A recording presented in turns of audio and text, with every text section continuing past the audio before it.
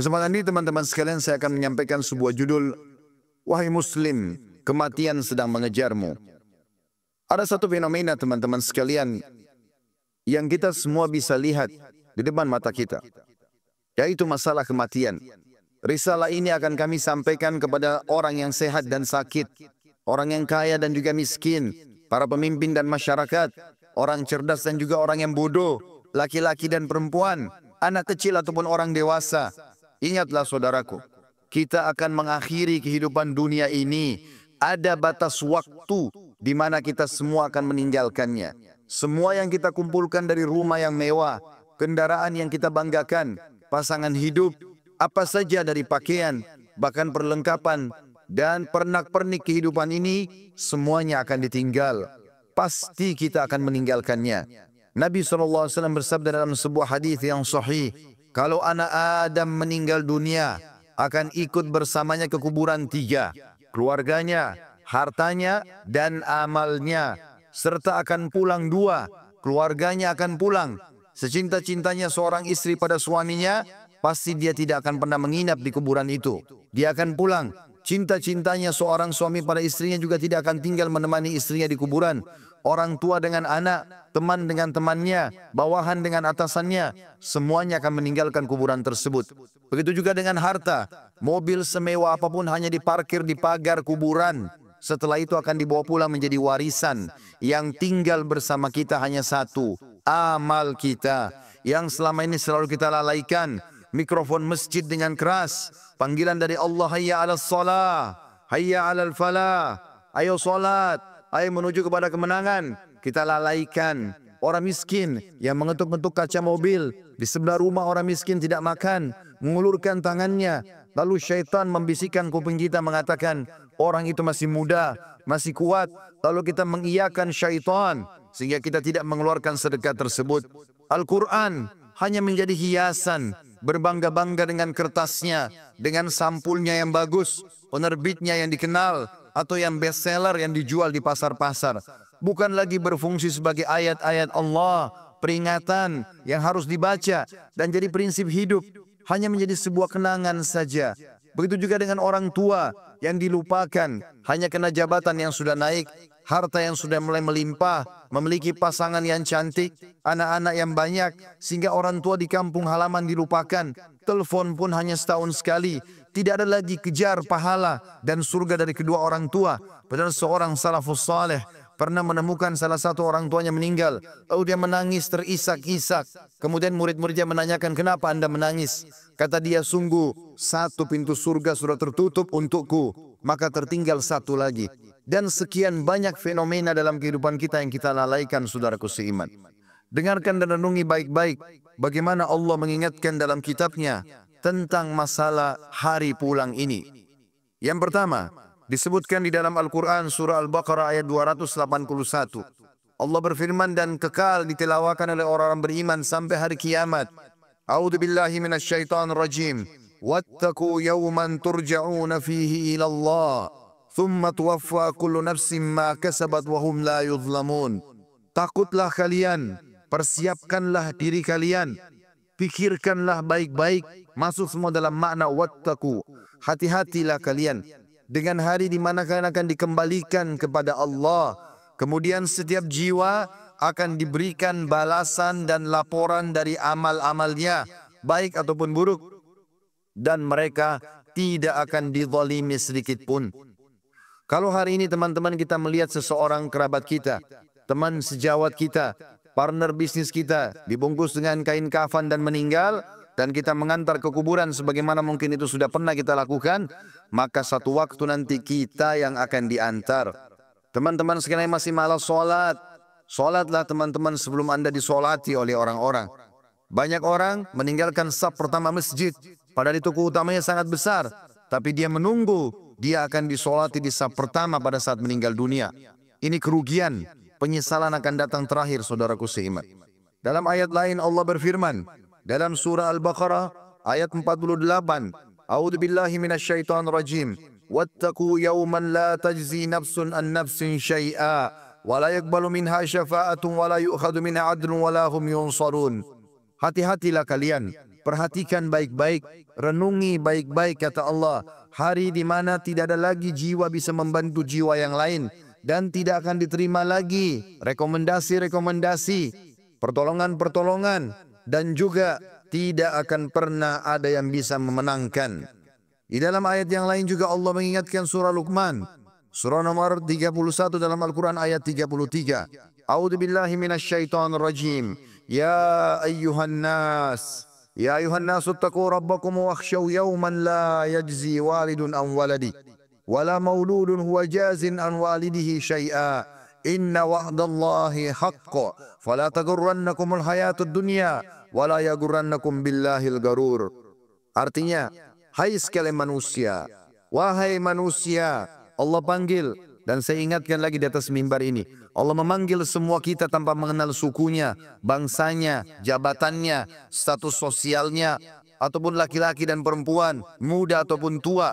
Allah mengatakan, wahai manusia, takutlah kalian kepada Tuhan kalian, dan khawatirlah terhadap hari di mana tidak akan ada lagi pertolongan, tidak ada orang tua bisa menolong anaknya, dan tidak lagi anak-anak bisa menolong orang tuanya.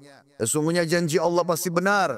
Jangan kehidupan dunia melalaikan kalian, dan jangan sampai kalian terlalaikan. Allah subhanahu wa ta'ala mengingatkan di ayat yang lain surah Al-Muzammil. Surah nomor 39 ayat 17 sampai 19. Allah berfirman, A'udzubillahi minasyaitonir rajim. Fa kaifa tattaquna in kafartum yawman yaj'alul wildanu syaiba. Bagaimana kalian bisa memungkiri hari di mana anak kecil pun bisa menjadi tua tiba-tiba? As-sama'u munfatirum bih. Pada hari kiamat nanti, maka langit-langit pun akan pecah. Kana wa'duhu maf'ula. Dan itu janji Allah pasti akan terjadi. Inna hadhihi tadhkirah. Ini adalah peringatan yang sangat bermanfaat. Faman syaa'a attakhadha ila rabbih sabila. Siapa yang berakal, maka dia segera mengambil jalan menuju ke Tuhannya. Saudaraku seiman, ada seorang soleh dulu kaya raya di zaman tabi'in di Irak. Dia lagi duduk di kebun kurmanya. Orang ini kebetulan sering ibadah, rajin sekali ibadah. Satu waktu dia pernah lalai beribadah. Ada beberapa waktu dari amal-amal sunnah yang dia tinggalkan, bukan amal wajib. Lalu kemudian di kebun kurmanya dia duduk, dan seringkali dalam beberapa hari di mana dia lalai itu, dia menguruh pegawainya memetik kurma-kurma yang masih segar, ditaruh di depannya, lalu dia menyuruh semuanya bubar untuk dia nikmati sendiri kurma itu. Pada saat dan kebunnya ini ditutup dengan pagar yang sangat tinggi, tidak ada yang bisa masuk. Penjagaan yang sangat ketat. Maka pada saat dia lagi duduk menikmati kurma tersebut, tiba-tiba di depannya semak belukar ya, bergerak seakan-akan ada orang. Maka dia sambil marah mengatakan, siapa kamu? Begitu beraninya kamu masuk ke dalam kebunku tanpa izin. Maka tiba-tiba keluar dari semak belukar tersebut orang yang dia tidak kenal. Lalu orang itu mengatakan, sesungguhnya aku adalah sosok yang tidak butuh izin untuk datang ke tempat siapapun. Aku sosok yang selalu ditakuti oleh seluruh raja-raja dan orang-orang yang membongkok atau menyombongkan diri. Aku sosok yang selalu kalau datang tidak pernah terlambat dalam menyelesaikan urusanku. Maka tiba-tiba orang soleh dan kaya ini menundukkan matanya yang tadinya melotot karena merasa marah, tiba-tiba dia ketakutan. Lalu dia mengucapkan kalimat, apakah Allah masih memberikan aku kesempatan untuk kembali? Maka dia pun, orang itu pun mengatakan, masih ada beberapa waktu untukmu. Maka bertaubatlah. Tiba-tiba orang itu menangis, kemudian dia angkat kepalanya, orang yang tadi menyampaikan berita itu sudah hilang. Teman-teman sekalian, kita tidak butuh menunggu kita sakit masuk ke ruangan ICU baru mati. Kita juga tidak butuh teman-teman sekalian untuk menjadi tua dan ubanan semua rambut kita baru kita meninggal dunia. Kita tidak butuh tiba-tiba teman-teman stroke ataupun tubuh kita melemah atau kulit kita keriput baru kita meninggal dunia. Berapa banyak anak kecil yang masih muda pada saat ajalnya datang semuanya meninggal dunia. Mati fenomena yang tidak bisa kita menghindar darinya. Perhatikan baik-baik, Allah berfirman di dalam surah Al-Imran, surah nomor 3 ayat 185. A'udzubillahi minasyaitonir rajim. Kullu nafsin dha'iqatul maut wa innama tuwaffawna ujurakum yawmal qiyamah wa man zuhziha 'anil nari wa udkhilal jannata faqad faz wa mal hayatud dunya illa mata'ul gurur. Semua yang bernyawa pasti merasakan kematian. Dan mati adalah terlepasnya ruh dari jasad seseorang dan pindahnya dia ke alam abadi akhirat sana.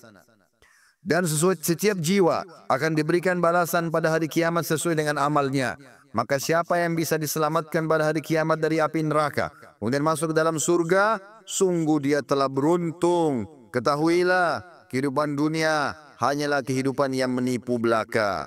Di dalam ayat lain, Allah mengingatkan juga dalam surah Al-Anbiya, wahai para orang ragawan yang merasa badannya berotot, kuat, segar, atau orang-orang yang menjaga kesehatannya dengan vitamin yang mahal, tidak akan bermanfaat pada saat ajal datang.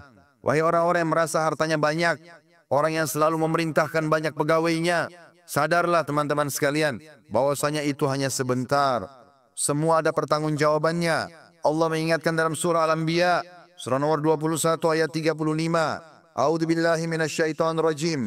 Kullu nafsin dha'iqatul maut. Wa nabluukum bisyarri wal khairi fitnah wa ilaina turja'un. Semua yang bernyawa pasti akan mati dan kami menguji kalian dengan kebaikan dan keburukan sebagai fitnah, maka kalian harus tahu kalian akan dikembalikan kepada kami. Maksudnya kata ulama tafsir, kebaikan adalah dengan jabatan, dengan harta, dengan kelebihan paras wajah, fisik, pasangan hidup, keturunan yang banyak. Itu cobaan dari Allah Subhanahu wa taala. Bersyukur tidak, digunakan dalam ketaatan kepada Allah atau tidak, dia tunggangi enggak itu untuk panen pahala yang besar pada hari kiamat. Begitu juga kami uji kalian dengan keburukan. Keburukan juga datangnya penyakit, gangguan orang, semua melalui itu. Bersabar tidak, sehingga akhirnya mendapatkan pahala yang maksimal pada hari kiamat. Di dalam ayat lain surah Al-Ankabut, surah nomor 29 ayat 57 juga Allah berfirman, A'udzu billahi minasyaitonir rajim. Kullu nafsin dha'iqatul maut, tsumma ilaina turja'un. Semua yang bernyawa pasti akan mati. Sekuat apapun dia, sehebat apapun dia sembunyikan dirinya dalam sebuah bangunan yang besar, pasti dia akan mati dan akan dikembalikan kepada kami. Di dalam ayat lain Allah lebih jelas lagi menekankan masalah itu dalam surah An-Nisa. A'udzu billahi minasyaitonir rajim. Ainama takunu yudrikkumul maut walau kuntum fi burujim musyayyadah. Dimanapun kalian sembunyi, pasti mati akan datang kepada kalian, walaupun kalian sembunyi di dalam bangunan yang sangat kokoh. Dan terakhir ayatnya adalah Allah SWT mengingatkan dalam surah Jum'ah, ayat yang sudah sangat masyhur, surah nomor 62 ayat 8. A'udzu billahi minasyaitonir rajim. Qul innal mautal ladzi tafirruna minhu fa innahu mulaqikum. Thumma turadduna ila alimil ghaibi wasyahadati fa yunabbiukum bima kuntum ta'malun.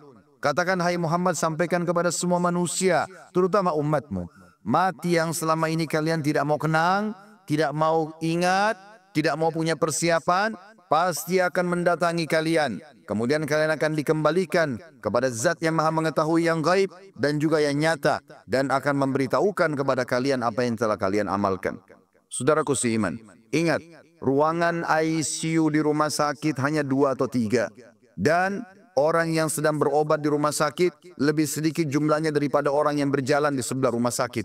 Di pinggir jalan lebih banyak, artinya lebih banyak orang meninggal yang tidak sakit. Hati-hati, berapa banyak orang yang muda, masih anak-anak sudah dipikul di geranda jenazah. Sadarlah teman-teman sekalian. Mati ini kalau selalu dikenang, dia akan jadi pengontrol dalam kehidupan. Maka kita hanya selalu tahu yang kita nikmati yang halal, yang kita kerjakan yang diperintahkan oleh Sang Pencipta Allah. Dan semua yang haram, bahkan yang makruh pun akan ditinggalkan.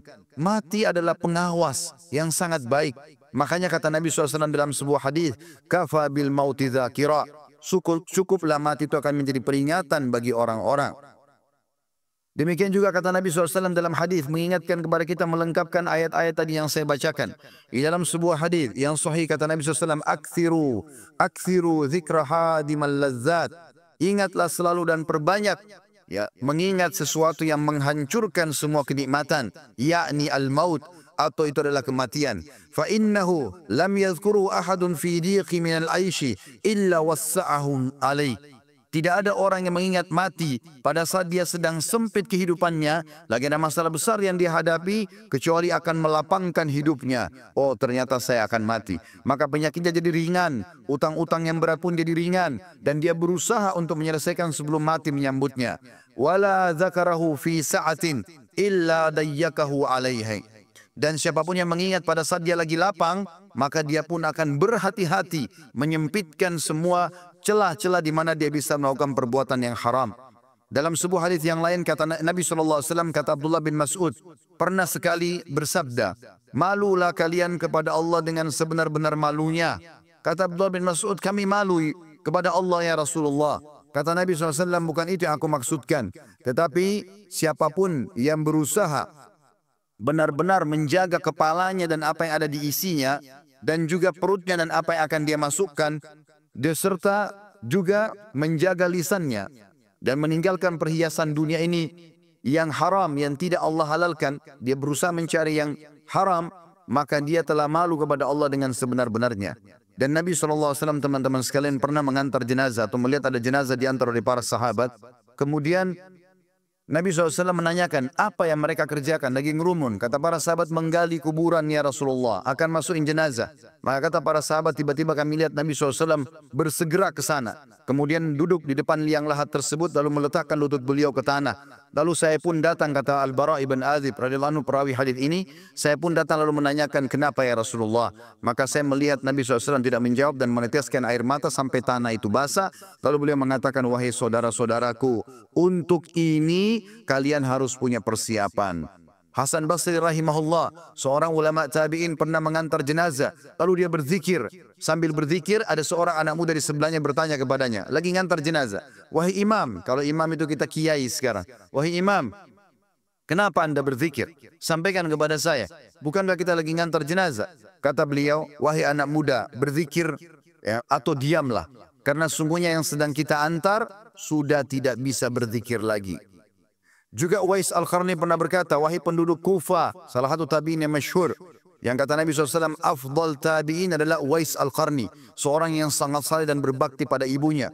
Dia mengatakan, wahai penduduk Kufah, kota yang dia meninggal di sana, sesungguhnya kalau kamu sedang tidur, kamu sedang berbantalkan kematian. Oleh karena itu, kalau kamu masih sempat bangun, maka ketahuilah kau satu waktu tidak akan bangun lagi.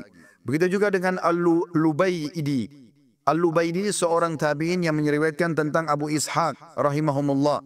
Dia mengatakan, aku selalu melihat Abu Ishaq mengeluarkan dari kantongnya sekertas-kertas, selalu membaca. Setiap habis sholat dibaca sama dia. Saya tidak pernah nanya selama hidupnya. Dan pada saat dia meninggal, saya pun mendapatkan kertas itu di kantongnya, lalu saya membaca. Ternyata isinya adalah, wahai Abu Ishaq, perbaguslah amalanmu, sesungguhnya ajalmu telah dekat. Wahai Abu Ishaq, perbaguslah amalmu, sesungguhnya ajalmu sudah dekat. Saudaraku seiman, sebagai penutup dalam khutbah ini bukan bermaksud menakut-nakuti, tetapi kita harus sadar sebagai seorang muslim, salah satu rukun iman kita iman kepada hari kiamat, rukun iman yang kelima, dan rentetannya adalah mengetahui kematian akan datang, mengetahui adanya alam barzah, dan juga kita tahu akan ada pembangkitan hari kiamat dan ditimbang amal baik dan amal buruk, serta juga akan ada surga dan neraka.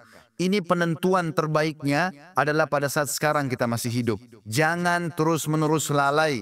Cukuplah yang telah berlalu. Kata para ulama, kalau yang berlalu adalah kebaikan, bersyukurlah dari amal soleh. Kalau perbuatan buruk, maka bertaubatlah. Kalau seandainya yang sedang kamu lakukan, kalau kamu masih hidup hari ini, perbaikilah amalmu hari ini. Dan hari esok kau hanya bisa membuat program. Oleh karena itu teman-teman sekalian, hati-hatilah dengan masalah-masalah seperti ini. Sebaiknya setiap muslim harus sadar, memperbanyak mendalamakan ilmu agama dan beramal soleh, serta bertobat dari dosa-dosanya. Aku qauli hadza, saya sudah mengucapkan perkataan ini, wa astaghfirullah li wa lakum, dan saya beristighfar kepada Allah dan mengajak jemaah istighfar kepada Allah. Innahu huwal ghafurur rahim. Sesungguhnya dia maha menerima tobat hamba-hambanya dan juga maha pengasih.